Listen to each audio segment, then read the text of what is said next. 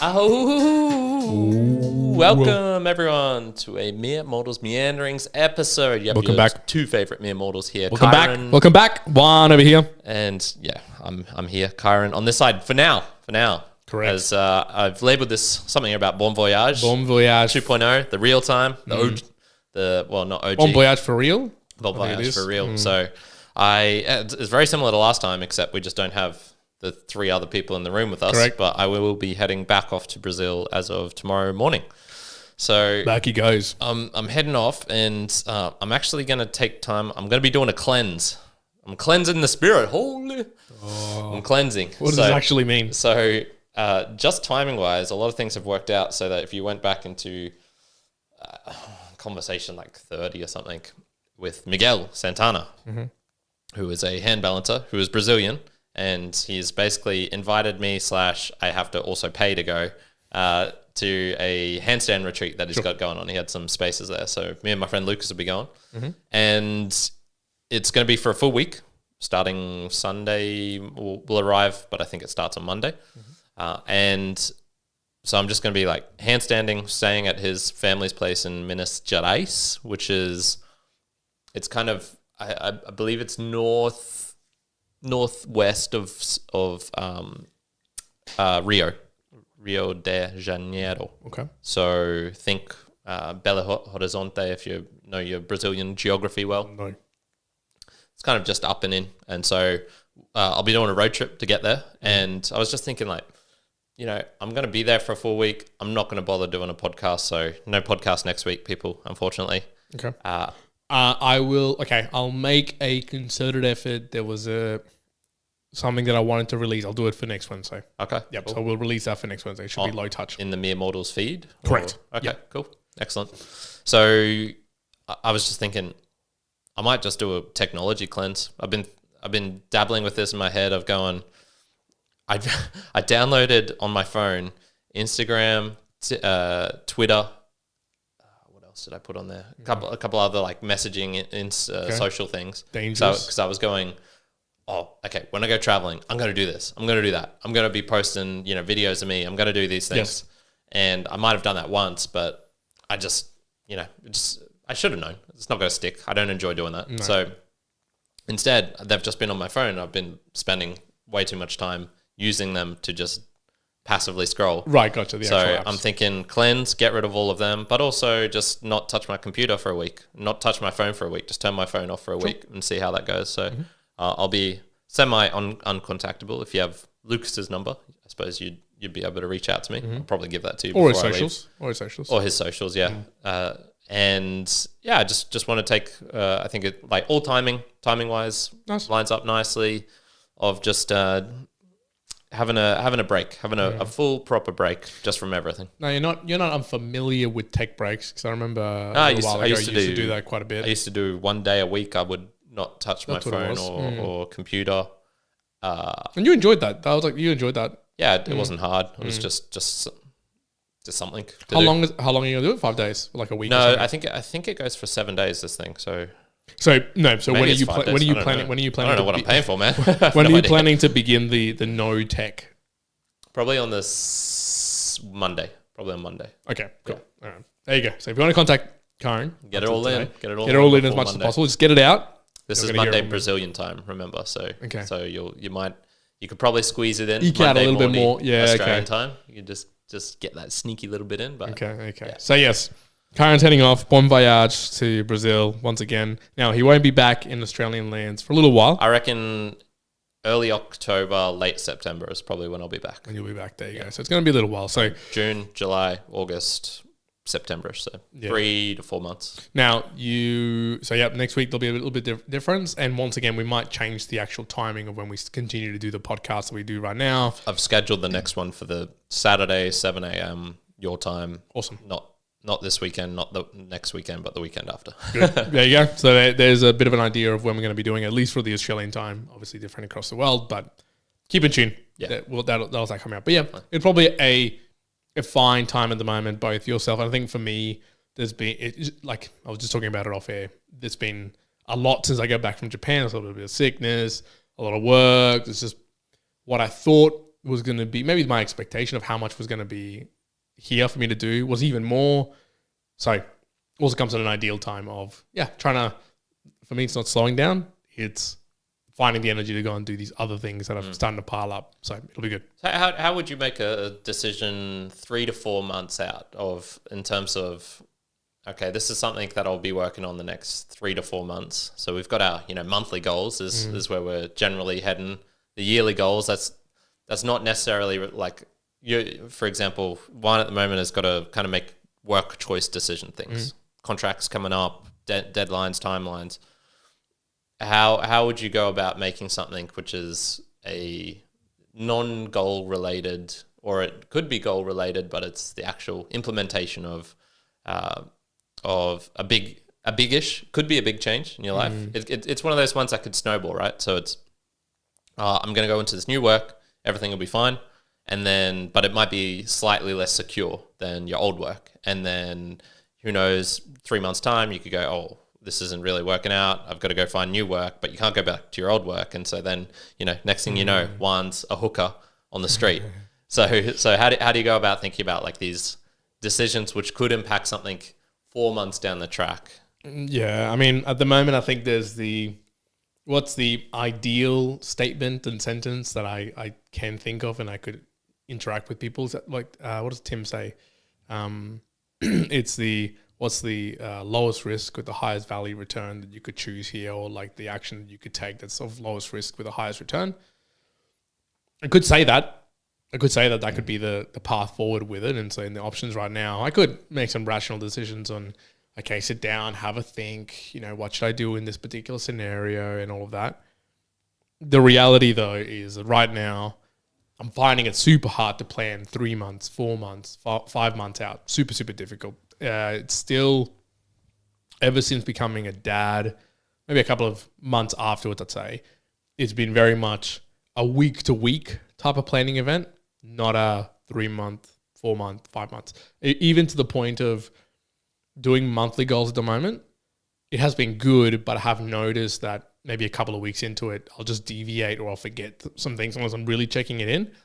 I'm going to be really interested what's going to happen at my next annual goal sort of check-in, because I'm often now referring to some of the goals I set last August and I'm like, wow, it's been so long and am I really pursuing this? And I'm not sure if I'm going to have to break it down even to a closer degree per se. So when I'm making some of these decisions, it's okay, I'll make this decision and assess it in a week or 2 weeks or, whatever have you, as opposed to 3 or 4 months.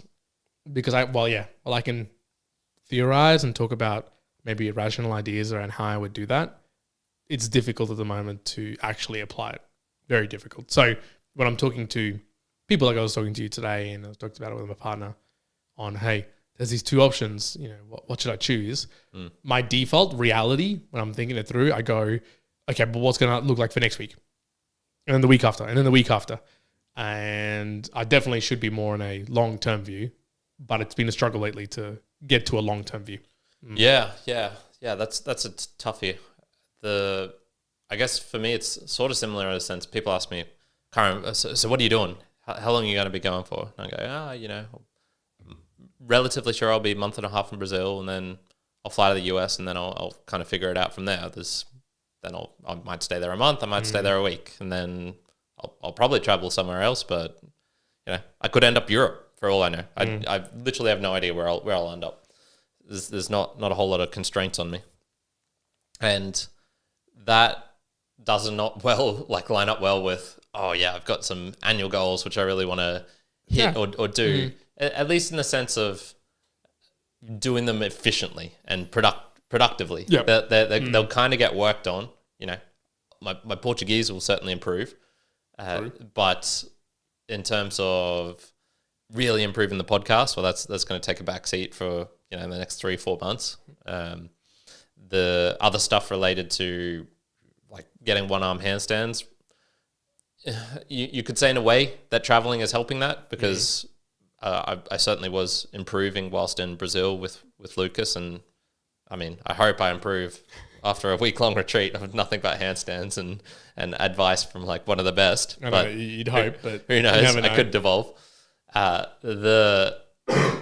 yeah, I just kind of, for me, the 3 to 4 months out is very murky and hazy. And it's almost like people don't like that. I tell them, I'll see what I'm at, see what I'm thinking, see what I'm feeling. It's uncomfortable for them. Even I noticed when I was saying, I'm going on a year-long backpacking in Latin America, when I was saying that previously in 2018, 2019, people seem much more comfortable with that.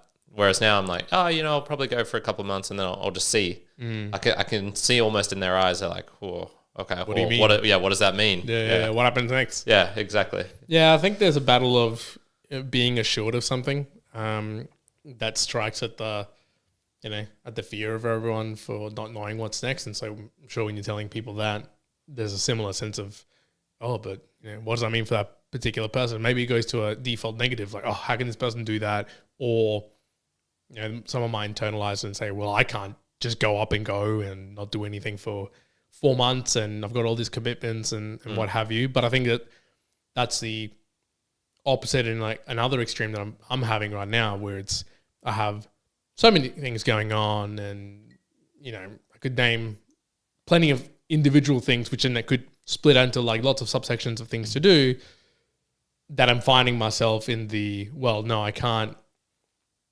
I can't see myself focusing beyond 3 to 4 months. It's just really what's in front of me to almost survive through all these things with I'll say it this way, almost the hope that in 3 and 4 months time, things start slowing down so I can focus on something.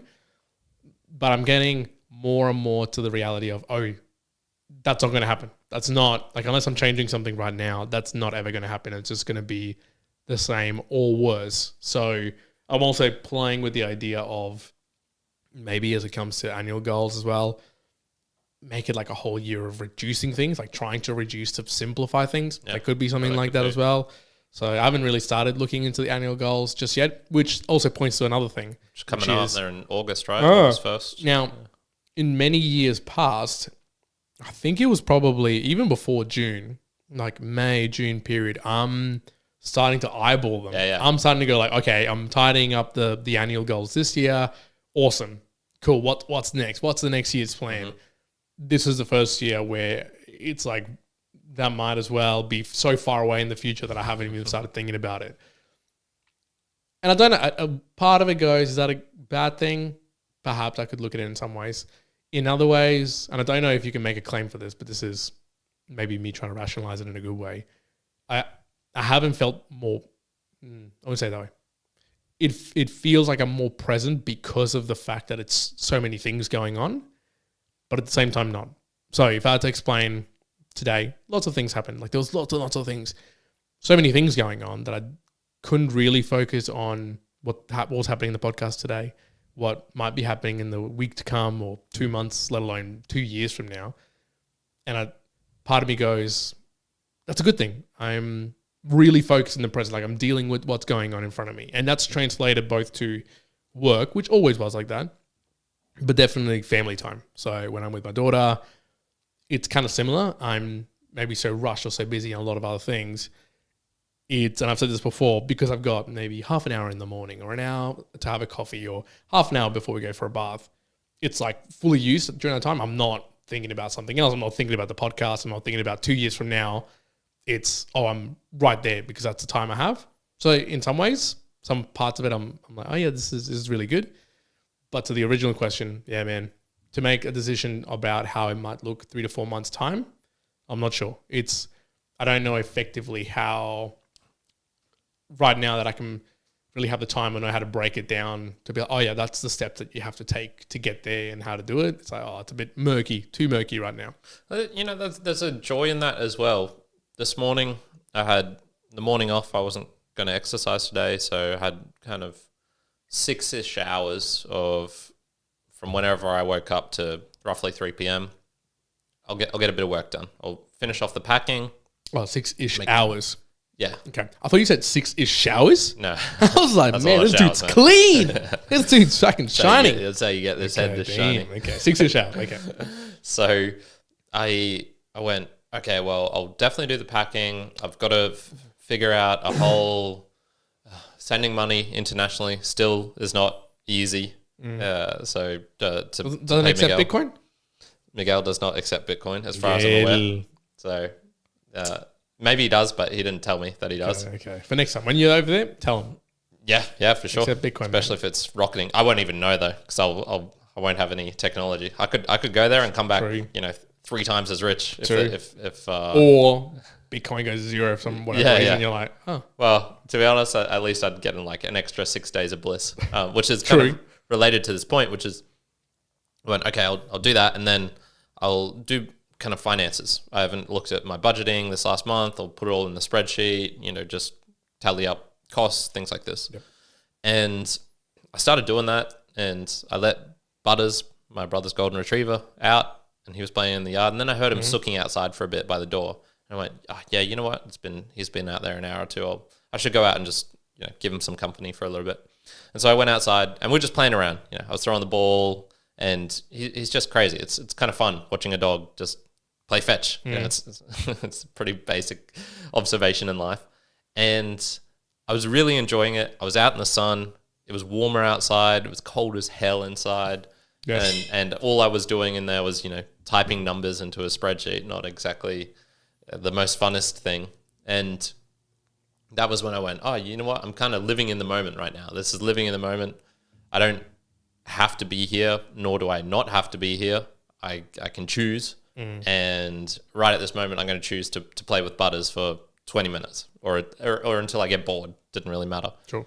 And in the grand scheme of life, if I look back on this particular day and I go, was it worth spending, 20 minutes playing with Butters, which I didn't need to do, or 20 minutes putting the spreadsheets in, perhaps moving myself slightly further towards my goals and financially speaking. It was way better just spending it with Butters and just enjoying that moment. So yeah, for me, it's almost when I hear you say that, it's kind of like, oh, well, you could be super stressed out and all those things, but if you're spending that time with your daughter, just enjoying it, that's pretty good as well, man. I wouldn't. We can get stuck in the trap of living too much in the future of these goals. I'm going to do these things. Well, exactly. Yeah, and this is not to sound overly pompous, even though it might sound that way. Here it comes. But when you and me first really started talking about setting goals and doing annual goals, the Eminent human being scale that I put together, which was a 0 to 5 scale, was something that I did for fun. It was my overarching goal, very top level structure. There's lots of different ways you can obviously do this sort of aspirational view of what a goal is. And for me, 0 to 5, 0 was where I was at the time when I first had this inception of these particular metrics. And it was from a Eminent Marine podcast I listened to from Jocko Willink, which gave me the idea of Eminent Me Immortal, and that's where I created it all. And when I look at it, I think I might be on level 1 of mind, level 2 of body, and level 2 of soul. And then there's still, 2, 3, 4, 5 for the mind and 3, 4, 5 for body and soul. But to achieve 3, to achieve 4, to achieve 5, which is where I do my annual goal. So I would normally go, when I do my annual to annual, I go, okay, could I potentially move myself closer to a 2 or a 3 or a 4 in this particular area? What do I have to do? And if I tick all them off, I'll consider myself going to there. But when I see that, I go, to move into those other next levels, let's just call it, and again, it's just my view of what these levels are, would be for all considerations beyond what I would have conceived success way back in the day. It would just be something ridiculous that if I maybe had to ask myself at a younger age, I go, not needed. Or maybe I'd go like, oh, wow, that's crazy. Now I go, is it even needed? Is it needed for me to get to an Eminent body level of 4, or mind of 4, or soul of 4? Maybe it's the aspirational, the progression, that would be really fun to do it and, figure out how to do it. But then in other respects I go, and if I just leave it as it is right now, that's also fine too. And I think there's that debate going on in my mind at the moment where I go, is it time to pull up stumps for a little while? Once given up on life, people. Is it time to go, do I really need to go another year where I really push the boundary on learning languages or structuring even more detailed things about accounting that I'm doing? Or, as I'm talking to you right now, there's these 2 opportunities that I've got right now from pursuing from a business perspective. We were looking at purchasing something like a business, or, I could look at all these different permutations and go, yeah, but do I have to? Is it a thing? Now, I will be honest, I probably have much more of a, growth is good type mentality than maybe other people do. Definitely more than me. Let's be realistic. I probably will continue to do that. That's just in my nature. But I still question myself and go, I can see the other side of just going, yeah, maybe not for this year. That I honestly would probably build anxiety in me to not do that. Like if I didn't now do an annual goals and monthly goals and whatnot, I think it'd build an anxiety of then when I'm doing day to day and it feels busy, I go, but am I actually pointing the right way? So, it has its benefits, but there's that consideration now that starts to play in my mind. And I wonder if people whether they do it, whether they structure that annual goals and monthly goals and all that, or they don't, if they get to a point where they do start considering like, okay, have I done enough and reached enough, or is it time to pursue something else or pause altogether?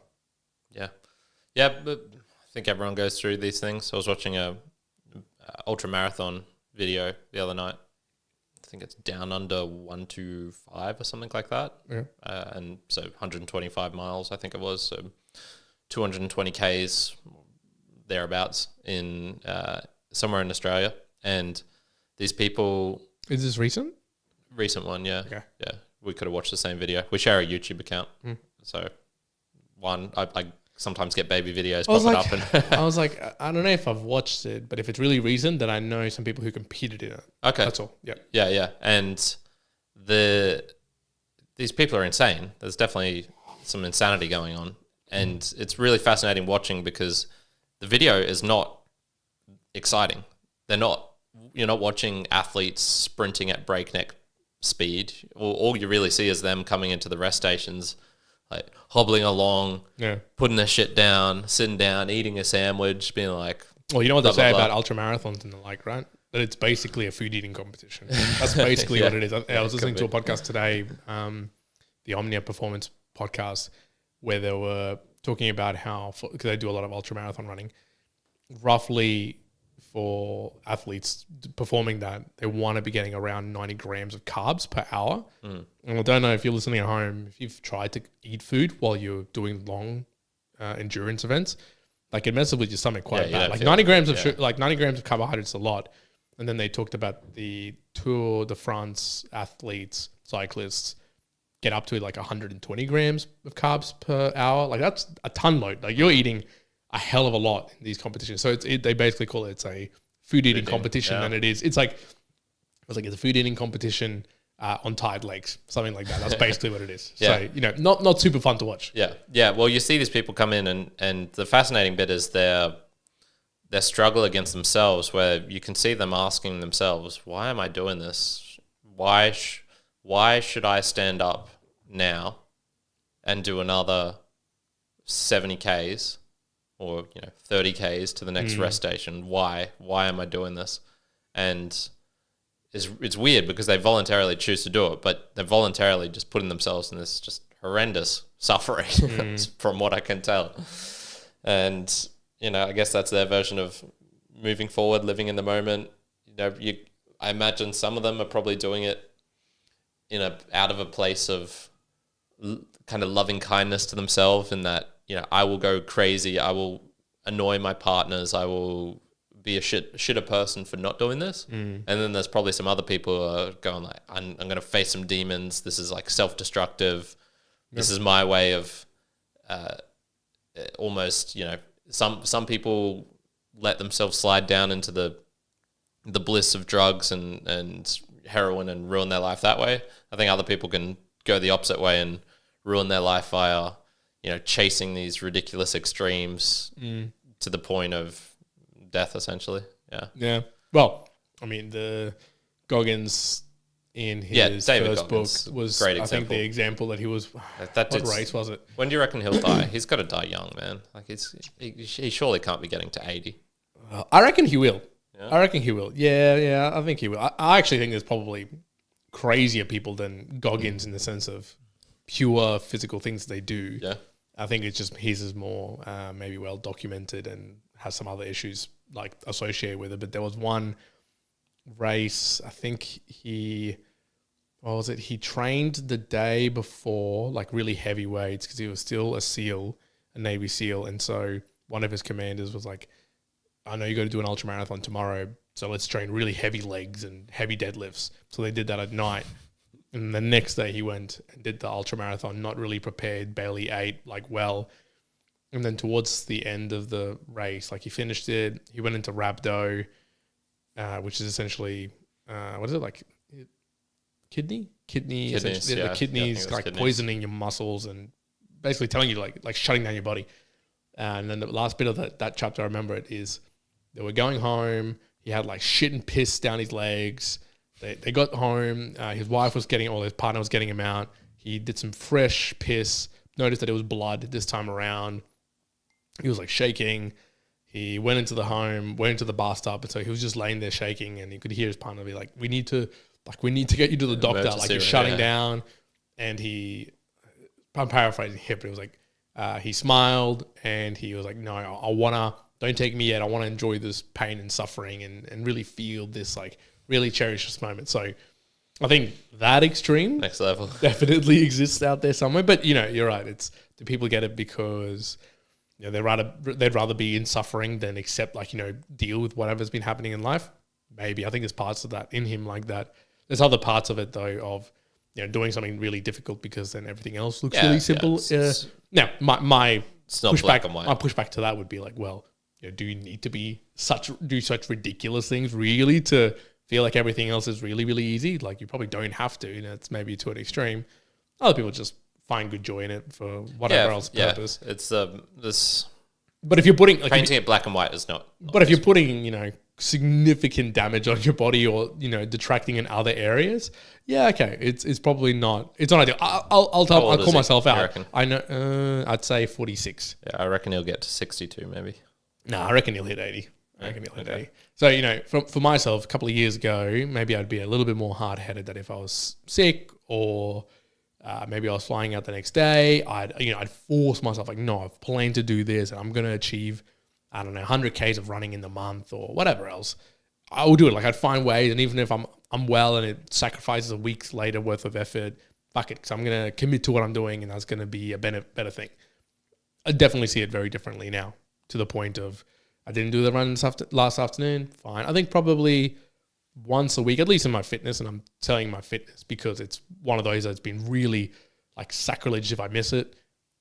Maybe once a week at least I've missed something as part of my training, either a run or something else. But I'm purposefully, the way that I train now, would I say it's CrossFit? Not just say it's a bit of like everything. It's every modality. But I kind of overload the week so much in that, kind of like airplanes or like airlines, I overpack and expect something to fall on the wayside and then be okay. Similarly, I like overdo it, and then I know like, oh, that particular day, okay, I'm not going to be able to make this particular section of it. That's cool. That's fine. I'm getting enough of it in somewhere else. So I'm able to modulate it that way, which feels kind of nice at the moment. It's funny. I was just today. I always do this before traveling because I know one day I'm going to screw up really badly if I don't do this. And it's just simple Reddit search, essential items for traveling. And then it lists, passport, wallet, phone, charger for the phone, these sorts of things. But the other general advice people have is just don't overpack. Don't pack too much stuff because you can just buy it when you're there. There's very, very rare items that you can only get in one country. Yeah, make sure you take your passport in the wallet and the phone and stuff like that. But you can get the other things everywhere else. Yeah, for sure. All right, let's move on to the value for value section. This is where we thank people who are helping to support the show. I actually just have this up here as well as two extra things. One, if you do want to see what I'm up to whilst handstanding on my little break, if you go to Instagram and check out Lucas Branco, that's think of it like bra and co. that's probably the best place to have a little squeeze at what I'm doing. And Miguel's handle is Miguel_hand_balance. If you wanted to check that out. Go listen to the OG conversation with Miguel if you want to get a bit of a taste as well. I'll put the link for that down below. But yeah, the value for value section is where we like to thank some people who are helping to support the show. Correct. And who have joined in. I actually see Lucas H. Branco in the chat, along with your mum, who was saying hello and buen viaje. So you can do this via a couple of different methods. Probably the easiest is going onto the Fountain app, fountain as in a water fountain, and sending a boost via there. And this is where it's a payment of support that comes directly to us via Bitcoin, like we were talking about just before. And usually people put a message to that as well. I think we had one for this week. So there'll be two, I guess, because we haven't talked about Peter's last one as well. Okay. The Lush one. Oh, yeah. I had I put something extra in there, didn't I, for that? Correct. So we have two, one from Peter, and then we'll talk about this a little bit. I'm happy to hear you're finally taking it easy, Karen, mainly because it makes me feel like way less of a lush, L-U-S-H. So use that in a noun sense, but I put I went, I've never actually heard that word before. Heavy drinker? I know what lush. So I just thought he meant lush as in probably short for luxurious, but there's two different. There's an adjective for it and a noun. So you want to read off the adjective? I'll go with the adjective. Adjective lush is lush greenery and cultivated fields. So growing luxuriantly, or very rich and providing great sensory pleasure. And then lush as a noun is a heavy drinker, especially a habitual one. Peter the heavy drinker. He's exposing himself to us. That's less of a lush. But yes, Karen's definitely going to be taking it a little bit easier. That's right, Peter. The next 100%. couple of weeks, which will be a good thing. And that's a row of ducks, 2,222 sats and using Fountain. Thank you very much, Peter. And then another row of ducks using Fountain, 2,222 sats. Sorry, the other reason I put that in there was because you can use lush as an adjective, or you can say lusher or lushest. Lushest. I had never even heard of these different. Or lushest. You missed out the other one, which was sexually attractive. Oh, feels less sexually attractive. For some reason, I don't know whether he was actually intending that, although it would be hilarious, Peter, if that's what it was. The other one there, though, from Cole McCormick was, Karen's eating habits make me laugh. Keep chipping away at what is healthiest. Focus on little wins. I should write down my goals for a change. From Cole. Yeah, definitely write them down, Cole. I think it's helpful to do that.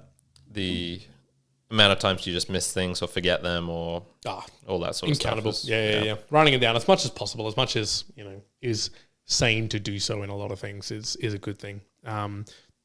Finding still kind of reading Meditations at the moment by Marcus Aurelius makes me consider how terrible my writing and my maybe interpretation of something that I'm doing when I'm writing it down and summarizing it is.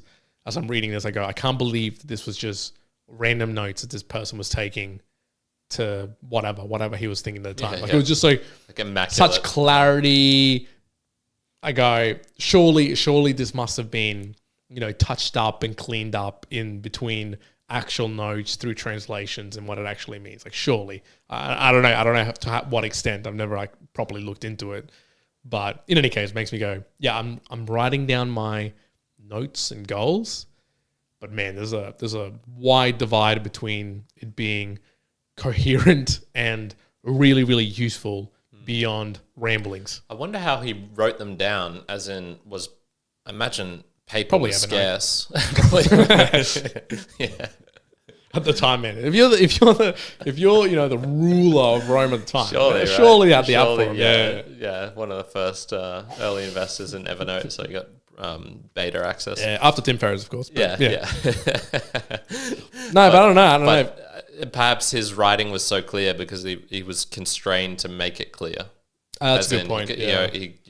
I don't know. Did he have a scribe engraving this shit? No, he didn't, because I'm pretty sure in the book that I'm reading at the moment, the initial notes was that a lot of that book, Meditations, came from when he was actually on the front line and war in the north. North? Yeah, well, he was in the front lines and he would be writing them in the tent. Yeah. So I think it was just him actually writing into the book or so whatever it was. These weren't the musings of a like guy at the end of his career, old man who'd done lots of things and now had a rose tinted view of the past. Yeah, it was very much like in the moment. He's in war. He's whatever how many years it was that he was, like 7 years or 9 years that he was ruling in the war. In the thick of it. Yeah. So anyways, makes me consider, yes, Cole, write it down, and if you can get a little bit closer to the way Mark Aurelius is right, that would go to war, Cole. Is what I'm hearing. No, go to war. Improve your writing. Don't go to war. Let's talk AI. Yeah. AI. You wanted to talk about AI. What's going on? So there's two actually related topics. So there was AI and V for V, which I wanted to talk about. Let's start with AI. So I played around with it for the first time in 3 or 4 months recently, just because there was some chapter art that I had nothing for. And so I went, oh, okay, this would be just quick. I'll just whip up something quick. And I could not get it to work, man. What I was asking for it was... What program were you using, first of all? So I was using... so I started off with Venice.ai, and I'll talk about that shortly. And that was the main one that I was using because it just had some free... I think you could add 10 free image prompts with that. And then I eventually found out, we've got a package with Adobe...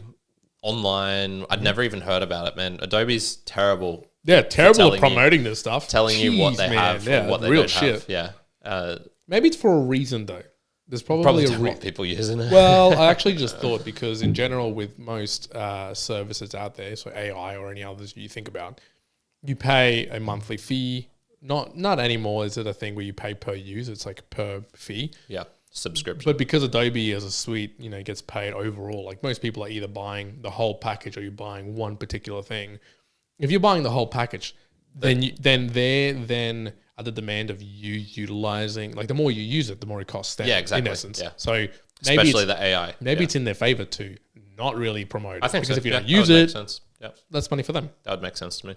So I found out there's a thing called Firefly, which I could just access online and start doing it. I wouldn't even need to download a thing onto my computer, whatever. And basically what I was asking was, I thought it was relatively simple.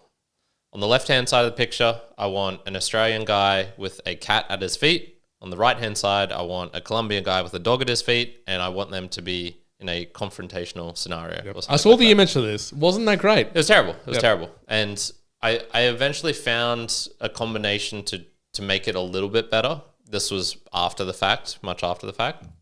But it did make me realize, okay, my prompt game is pretty shit. And probably needs some improvement. And I went, you know what? I should get better at this. This is one of the things that probably will come in a little bit useful. How can I see this becoming critical for the future? I don't know how, but I definitely see that being able to use these new tools that are coming out and getting familiar with them, at the very least, so I can relate to other people. So, for example, Juan's wearing a State of Origin shirt at the moment. I wouldn't call it a source of friction, maybe, that I used to have in my old workplace was I didn't care. I did not give a fuck about State of Origin, and I would refuse to even care. Refuse to even care. Refuse to even find out the score, refuse to be able to comment on it. So when I did inevitably talk with someone the day after a game had occurred and they talked about it, and I'd be like, I don't really follow football. Yeah, that's almost end of conversation. That's kind of, okay, this guy doesn't even want to try. Sure. So this is one of those things where I go, okay, this is probably going to work its way somehow into everyone's life. It would be good to know some prompting, be able to know how to do these things. So I've kind of committed myself to using these more. We have the access, the tools to do it. I'm going to start creating more chapter art and try and learn how to make it do what I want and create some images. One tip that I would give you would be... Actually, before even that, if people have a podcast that they listen to on the rules of thumbs of AI generation, or using these things, of understanding them even, send them my way, because I'd love to know that. Cool. Like a high level one. Yeah. The guys over in School of Masterships, which, so I'm a member of with Lewis Mocker. School of Mastery. School of Mastery with Lewis Mocker. I can't attend the live stuff because it's on 7 p.m. on a Wednesday. But usually, so when you go away, it's like I can actually tune in live. They've been doing a few AI stuff, which has been interesting, at least to pick up like what other people are thinking in a more marketing businessy sense. So to see. One thing I found though with images particularly, so I kind of exclusively use ChatGPT for like the full paid version of it, and we have now for like months and months and months. When you say we, you mean you? I say, yeah, me. And when I say me, I mean my company. So we. The one thing I found though is that from a text perspective, it is kind of getting better. But ChatGPT does a pretty good job. The king still is Midjourney. You still have to pay for it. Like it's a good amount of money. The Midjourney makes like brilliant things. But the one tip that I have found around images has been leveraging the AI itself to make the incantation better. Brendan was telling me about this. Yeah, so one thing I found with some of the ones I was creating for the book reviews, so if you go and see the thumbnails for the Be Useful by Arnold Schwarzenegger one, took a few things from the Lewis Mocker conversations, saw a few other things, and then used the AI to improve the AI. So one of the things I found quite helpful was with a lot of images, making it symmetrical.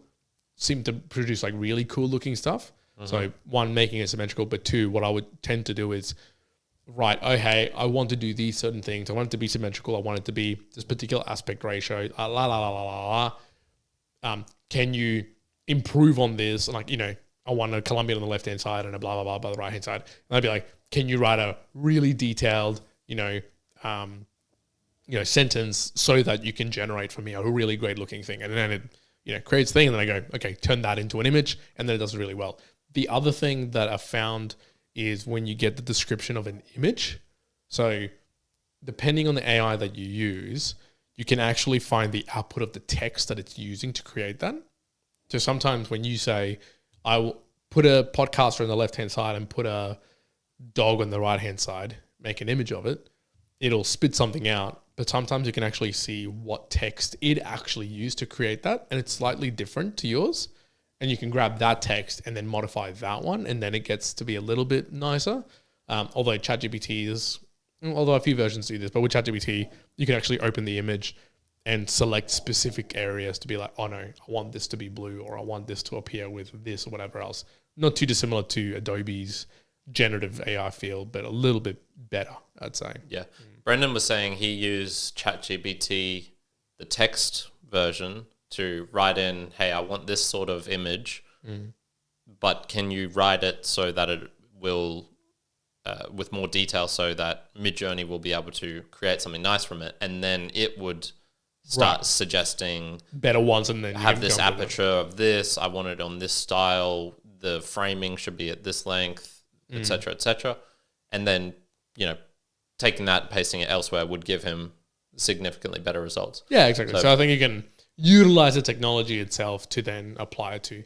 One of the things though that I'm finding, so I won't divulge too many details, but one of the things that we're playing around with now, this is in a company setting and it's structurally a business, it's in a space where it's very, let's say technology hasn't been as readily adapted into that space. And because it hasn't been readily adapted, I'm not even just talking AI, I'm talking like general like form taking on a freaking tablet, and it's still like paper format. So, it's very ancient in the sense of where the world is at today. And we're applying the use of AI quite formidably, to the point that there's a particular task or a particular job task, which generally wouldn't be supremely profitable because it takes quite a lot of hours to set up. And takes a couple of hours, but utilizing, again, in this case, ChatGPT, an enterprise level one, to set up things, create some documents in very, very quick turnaround times, to the point that all of a sudden this thing that would normally be that profitable is ridiculously profitable because of these texts that we're using. And you go, oh shit, like you can start unlocking a lot of things here. So in what you're talking about, I think, one, at least knowing it, because it's going to be just things that people talk about, I think, a lot more as time goes on. That's one thing. But I think two, for those who operate in companies, business structures, whatever else, I think it's going to very, very, very, very, very, very quickly just kind of come over, and it's going to kick people out of spaces, or you're going to just have to start getting used to that's how you just operate. That's like part of your workforce. One of the things we used to talk about in chatbots back in 2016, 2017 when we were doing them. So I remember coding a chatbot using Google Firebase and Google Chatbot or something like that. And I had to put the intent in the response, and then it would you train it, manually train it. So I was creating them at the time. And so how we used to work is you have like the coding backend system. You can say like, okay, when this person says hello or something similar, hello, hey, blah, blah, blah, I want you to respond in this way. And you give it maybe 3 or 4 variations. And it was smart enough that it would pick up like, oh, okay, if you say this, you want that. And then it could drive an intent, different stream. So if you've come in and I can side you on one stream of, oh, it looks like you want some shirts. Cool. Do you want to look really stunning? Do you want something like sporty? And then you could lead them that way. Look shit. But it's very manual. And you also have to go in there and kind of give them the updates, right? So it's all these things. It was hard. But even then, when I remember both doing it and talking about it in a work context, it was very much a case of, oh yeah, you got to consider this tool as an additional employee, basically, because don't think about it, it's taking away your job. What it's doing is enhancing your job by helping you out and interacting and all that sort of stuff. That was then. I think now, so personal, fun stuff aside, from a work context, it's more of a, oh shit, I think this is like very genuinely, realistically just going to kick people straight out of work that they're doing, and they better go figure out something else that you do. But almost to the point that in this particular aspect, and the details of it, but this particular aspect for people at home, we've hired a few people, four people so far, that since we've established the utilization of more AI, and every single one of them, the key thing that we have taught them and trained them up on is not, hey, this is what the company does. Hey, this is how we interact, and here's equality, and this is what we do. Although we do all that, right? General training that you do in any particular specific area. It's, this is how you use the AI that we have. This is how you apply it. Use it, be smart with it, because obviously it's got its challenges and its problems. So you got to apply smarts and intellect to it. But we're like heavily investing in oh yeah, that's what you're going to be trained up on. That's going to help you kind of unlock the speed and efficiency that you can do to do whatever. And I could see that trend becoming much more of a reality, to the point of I could foresee that in 5 years' time, 5 years? Yeah, I'd say 5 years. I'll say 5 years. And in 5 years' time, young professionals or young people going into the workforce, for the most part, most of them, you're almost either going to be expected to know how to utilize it, or you'll be coming into a field where the big players are now going to be the ones who are like just using that all the time. Yeah. That's the thing. But in a personal sense, I think similar time frame maybe where everyone will just be talking about it, or, sharing memes that are personally created or something else where it's very AI generated or used. Unless you're Meta, who puts the stupid Instagram AI bullshit, Facebook Messenger AI bullshit that nobody, I don't know who uses that, but it looks terrible. I never use it. Doesn't even function. The only thing I know of that is every time I try and at my dad on my WhatsApp group chat, the AI is one of the 3. So it's, there's 3 of us in the group chat, and it puts itself in there as well. I'm like, get the fuck out of here. Like, no, that's the only interaction I've had with that one. Okay. But okay. So you're getting you're playing around with the AI. Yeah. Okay. Yep. Well, you had a good spiel there. So let me give mine. I did not care about this stuff when it was popping off a couple of years ago.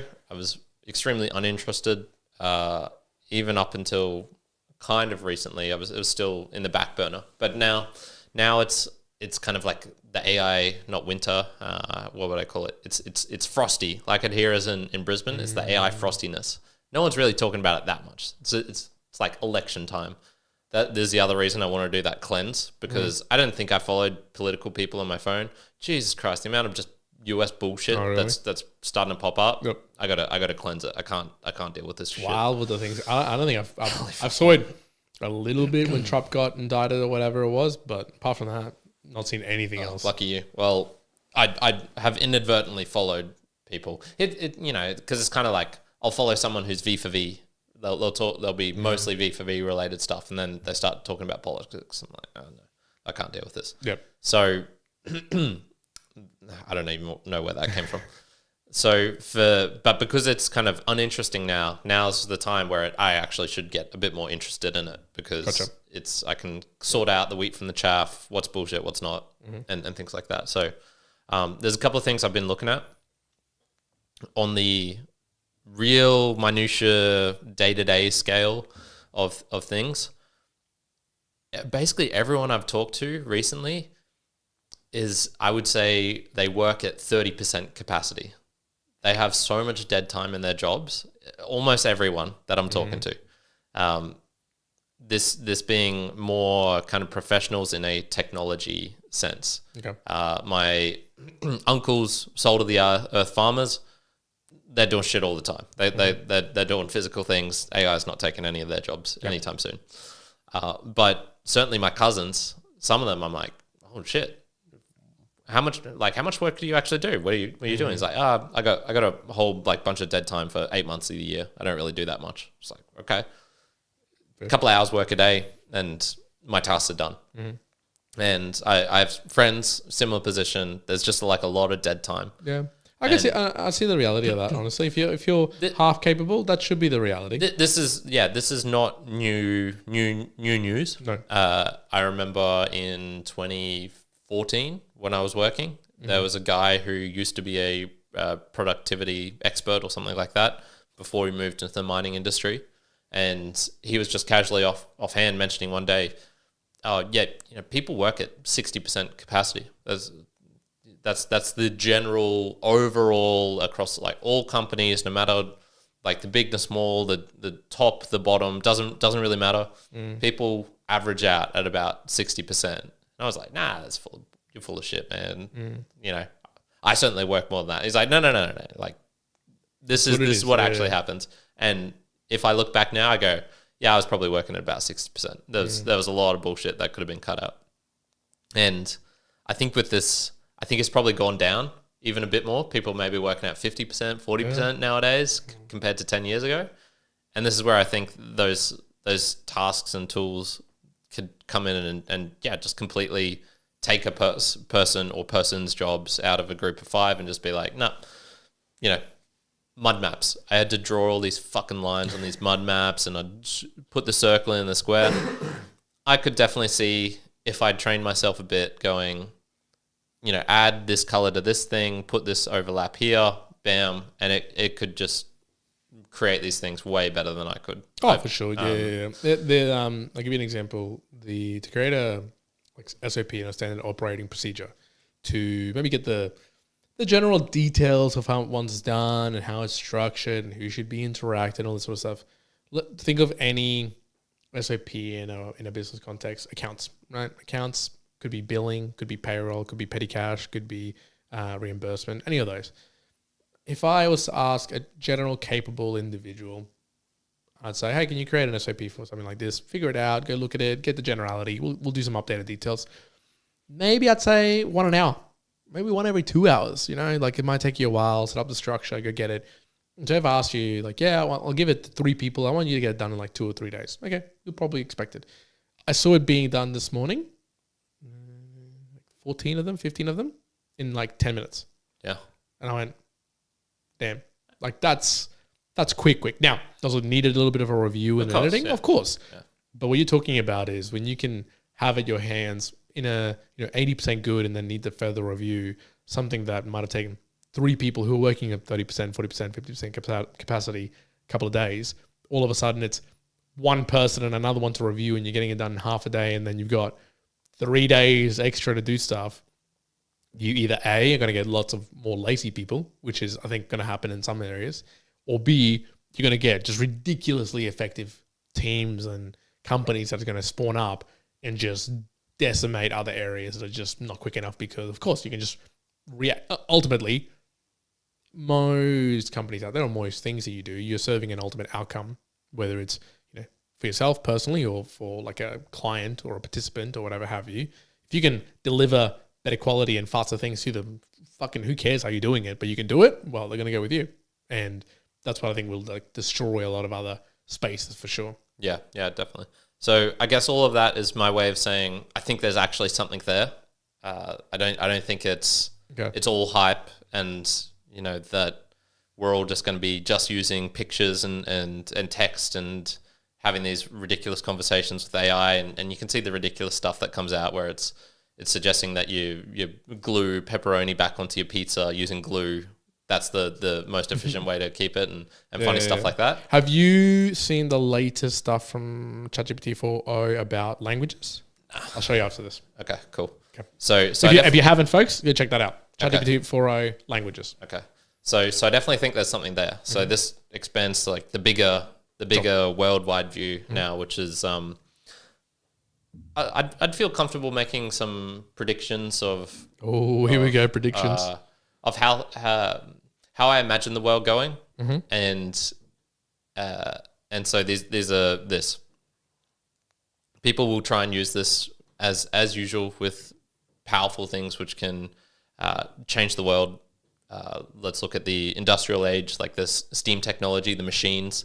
They're going to take all our jobs. They're dangerous for the environment. They're, just you'll hear bad people and then people saying shit about it, people saying good things about it, but it's undeniable that it is going to actually be super productive. Obviously, in that sense, it was more manual labor productivity that was getting replaced rather than intellectual labor, I suppose, now. But I think it'll have very similar consequences overall, which is some people will lose jobs, new jobs will be created, probably way more new jobs will be created. Likely. And things that once were will change.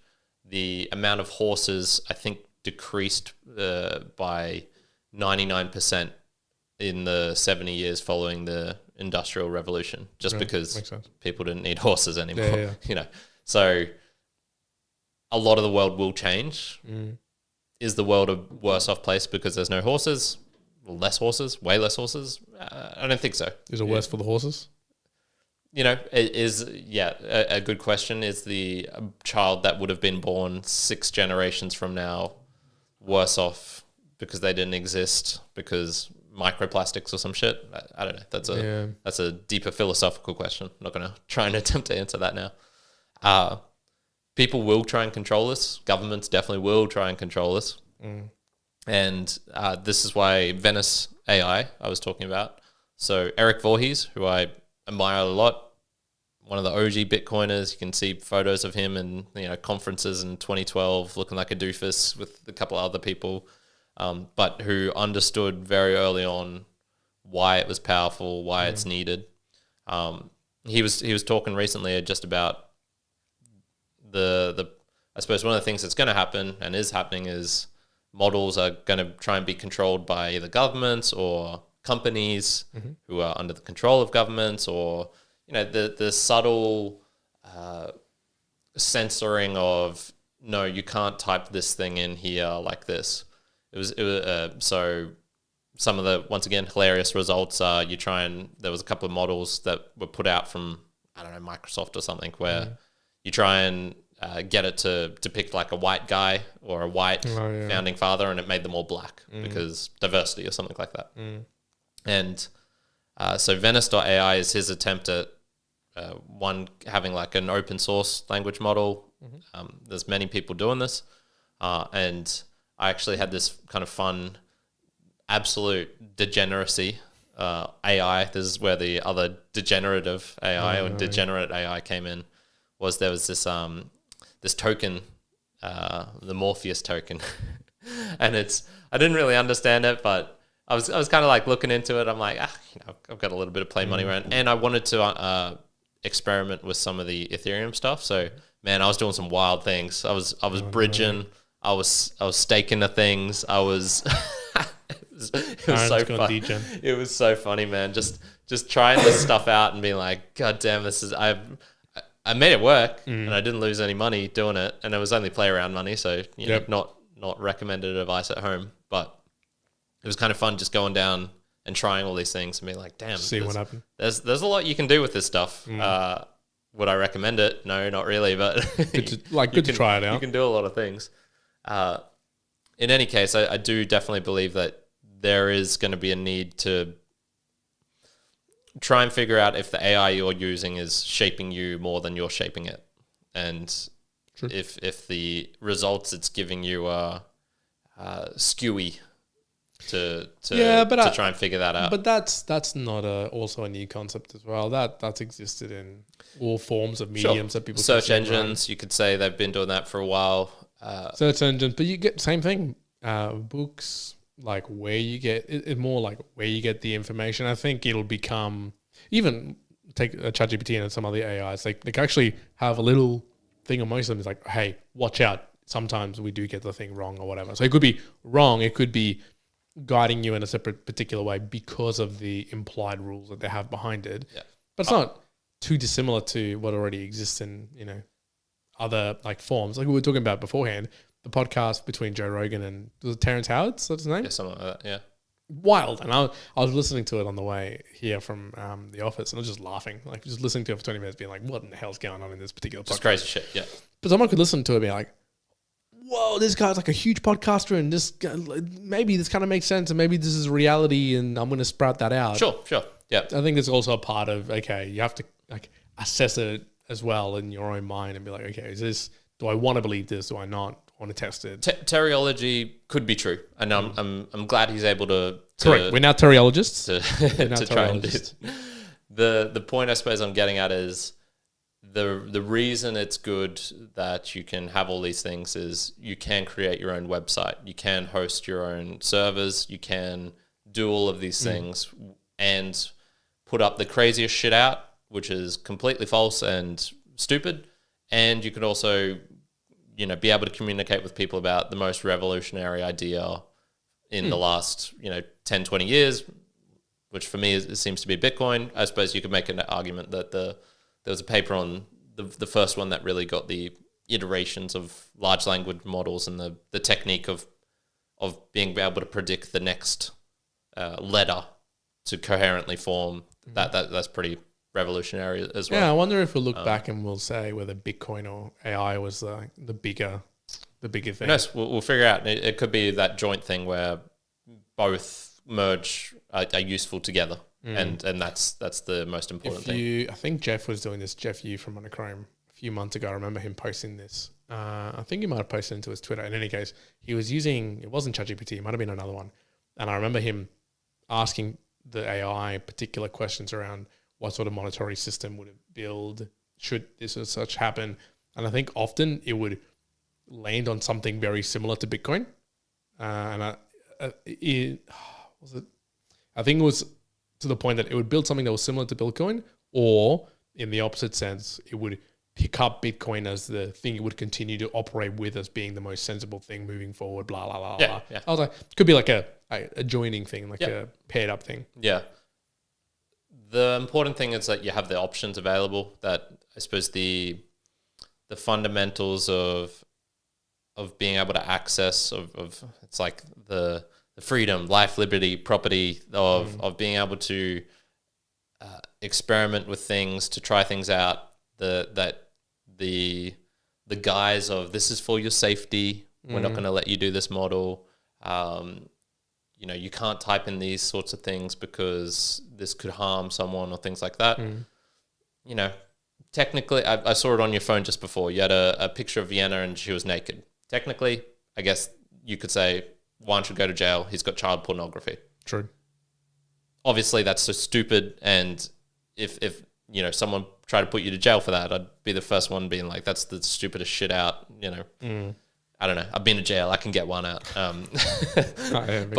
But it's such a when you see on the minutia of okay, I just want to try this out. I just want to do this thing. And then someone's like, arbitrary barrier. No, you can't do that because safety or whatever reason. I'm definitely one for advocating that those things should be removed. And I think that stuff is happening. So in that case, I'm on the positives. I look at the optimistic side of AI and say I think this stuff is going to be good for human flourishing in overall. There's going to be, of course, battles and fights, and just like there was battles and fights for PGP, if you pretty good privacy. You used to be illegal to have written on the shirt the code for how to actually use PGP, and so some guy would print it out as a shirt just to show how ridiculous like I'm committing serious war crimes here in the US by having this shirt which has a couple of lines of code. And it's like, well, okay, well, how is code, actually committing a war crime here or something? So, and I think with the bit that gets, I'm similar, like positive, I think it's going to be a thing that advances human flourishing. But how does one deal? How does community and a group in the world deal with the more grey things, which then start battling or headbutting the existing justice domains that we've set up and accepted and follow in a large majority, like a legal system, or just in general what we believe justice and the correct morality is. If you want a free-flowing AI that can do everything and unleash it and unlock it and don't have it government-bound or company-bound, does then that equally allow you to produce and generate and create crazy stuff that then would be, something that wouldn't, from a justice perspective or legal perspective, be allowed? And is that a good thing? And should we allow that? Now, I guess it's like, well, I guess so, because it's, I guess, more freedom. But then, there's going to be, you can take it to some extremes and be like, okay, well, no, you wouldn't want such a thing happening. It's funny. You can come up with arguments of why it would be great for AI child porn to exist, for example, because if that existed, as far as I'm aware, it's similar to video games, where violent video games actually increase violence? I'm pretty sure the answer to that is a resounding no. I imagine the same thing would be the same for child AI porn. Will this create more pedophiles? I doubt it. I think if anything, it would reduce the amount of actual pedophilia happening, because that shit's fucking dangerous. And if you get caught, you go to jail forever, and you get bad stuff happens to you in jail if they know you're a child predator or child sexual stuff. I don't know. Yeah, it's interesting how you could just look at these things and say, like, this is for your safety, but it ends up actually maybe not causing more harm, but stopping harm that could have been happened, like real harm, actual harm from happening. Yeah, I think you could see both sides of a debate in relation to that, but I think that's what you start unlocking with a free-flowing AI, which again has its benefits. And if it was small nuclear reactors that could, torch a suburb, and that technology was trying to be repressed, I could maybe get on board with that, because there's certainly a psycho or two in every suburb,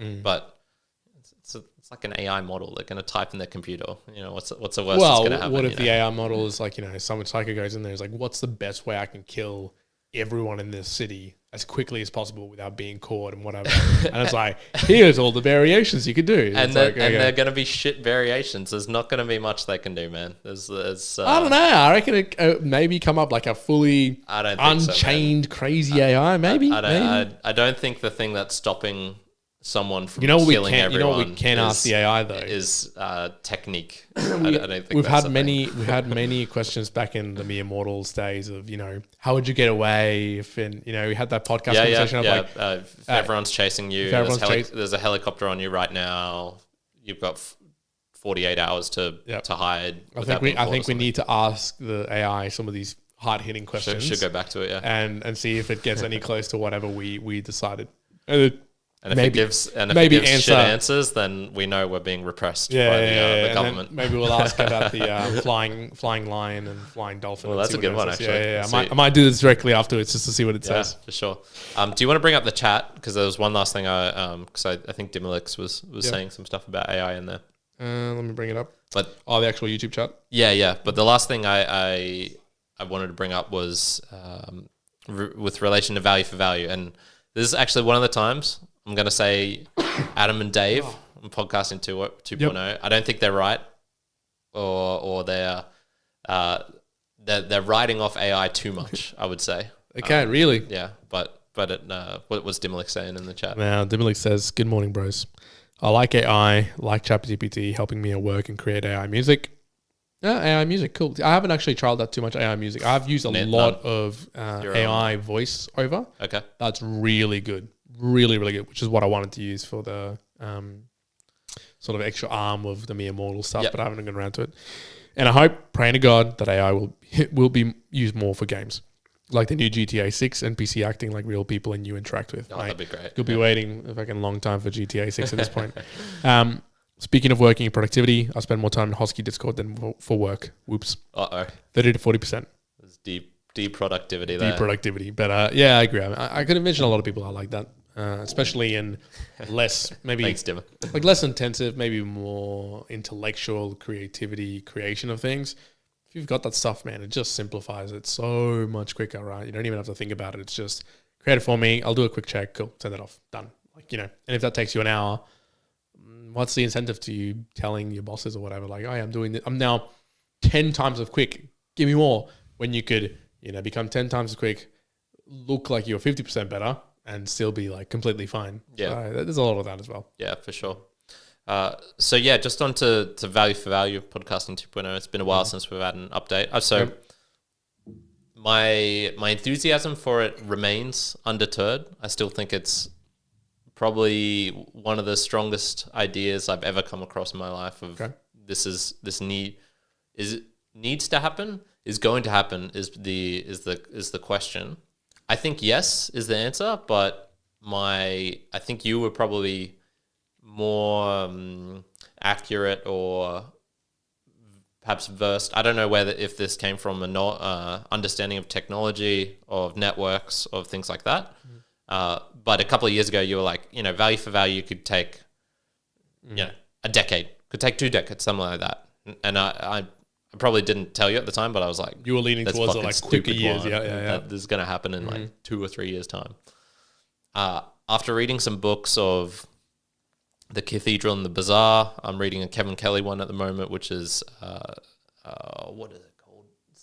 He's talking all about networks, essentially. Okay. And so this was in 1998. So really before social networks were coming out, and he had kind of 10 predictions, 10 things talking about, this is likely what the future is going to hold. These type of ideas are the things you should be looking more at, and you can apply it to your workplace and see how it will revolutionize. And I think it was pretty spot on with opening things up, and it was all just related to networks. And I think if you want to look back at the 2010s, that was probably the network decade in terms of social. That was when the social networks just were the most important thing that probably happened in that time period. And I'm looking at value for value now, and there's been a couple of like speed bumps recently. For example, Albi might not be utilizing their wallets. It might be harder to utilize them. They might not be integrating as much with the podcasting apps, or at least they're going down a slightly different direction. I'd say things have kind of not stalled, but it's like at a slow point. The frostiness, once again, AI frostiness, V4V frostiness. It's the next plateau. Yeah, a plateau. A plateau is a good way to put that. And you could see this like in our numbers. You can see this probably in the numbers just in terms of total boosting and streaming payments and things like that. I think it's probably hit like that threshold of where it's reached all the Bitcoin people who are willing to take that extra step, and now it's going to require another kind of big jump up in terms of access for normies to get into, and whether that's on the technology side, probably a lot related to that in terms of just making things easier. Wallets, maybe this is related to regulation. I know that's why Albi's not doing as much. There's kind of unclear regulation. They don't want to get in hot water, et cetera, et cetera. My enthusiasm remains undeterred. I still think value for value is going to be a hugely important concept, but might be for the 2030s, not for the 2020s, as I was originally thinking. Not this particular decade. Yeah. Yeah, and I think like looking at it from a funnel, or like in a business funnel and the like, you have to, if at the end, like if you want to sell something to somebody, generally the progress, like the point, and it doesn't matter what business you're in, but generally you have to have like a level of eyeballs or opportunities, which then translates to a potential lead, which then translates to an actual conversation that then you can close off or sell a particular item. And if you've got the right amount of percentages that then you can roughly know what you need to like change in this particular stack to make whatever outcome you want at the bottom, right? And I think for V4V, the problem that it has is that up to a certain point in the stack, if you are already within the, let's call it the leads, or someone who is in tune with the value for value space, or here we're talking Bitcoin in generalities, it's very short order that you'll be participating. AKA, once you're in that next funnel down, you're almost assured to be participating in the space. You know, if you're, like you would have seen, a lot of the people who operate in the V4V space also, of course, have been around the Bitcoin space or find some of the similar values around what it stands for that also contribute. And what's the percentage of people who are in that space, or at least listen and participate? Probably pretty high, right? Probably pretty high. But what's hurting value for value at the moment, or V4V in generality, is that the top level impression or top level eyeballs, it's just very small. And to increase that is very minute, I think, in what the people within the system can do right now.